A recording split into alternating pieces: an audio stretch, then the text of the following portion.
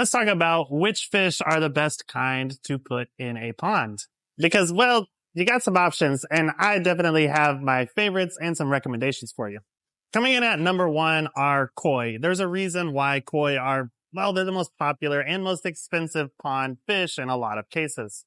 First of all, they have great personalities. Once you have bonded with your koi, they're almost like water puppies. They'll come up, beg for food, and they will follow you around the pond, and they can even remember individual people.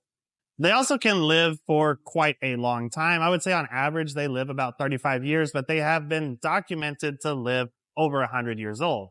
They come in a very wide variety of colors, and koi can get quite large.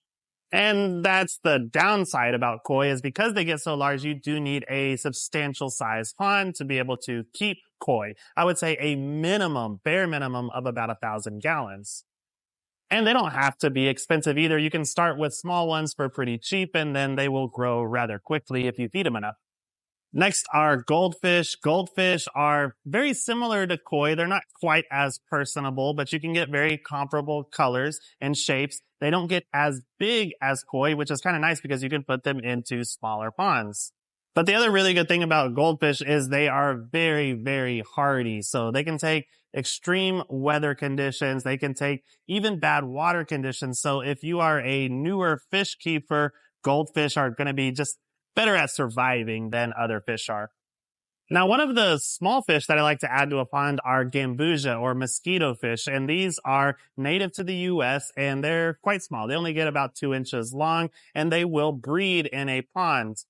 They actually look a lot like guppies, though they aren't as, well, fancy as guppies are, but they are much more cold hardy than guppies are. But I like to add them in because they do eat mosquito larvae and other aquatic invertebrates. Now let's talk about algae-eating fish because, well, if you have a pond, you're going to have some type of algae in there.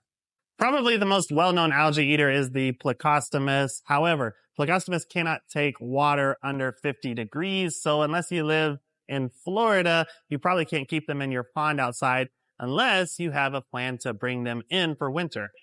Now, there is a cold-hardy algae eater, and that is the Chinese high-fin banded shark. And they can actually live in almost the entire United States and survive outdoors. However, they are very hard to find, and if you do find them, they're going to be pricey. And if anybody has a good, reliable source for them, let me know. Another one to consider would be potentially an albino channel catfish. Channel catfish don't get too big. They can get along quite nicely with koi, and the albinos are, well, they're easier to see in your ponds.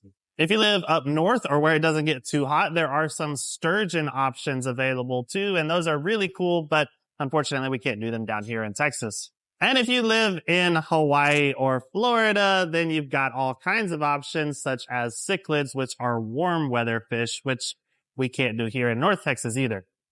Now, as far as catching native fish from lakes and rivers and putting them in a home pond, I generally do not recommend that. There are certain laws that could apply to that, or I don't like mixing the native fish with your imported fish such as koi or goldfish because they generally do not get along well. But overall, pond keeping is a really fun hobby, and hopefully you can know all you need to know about picking the right fish for your ponds.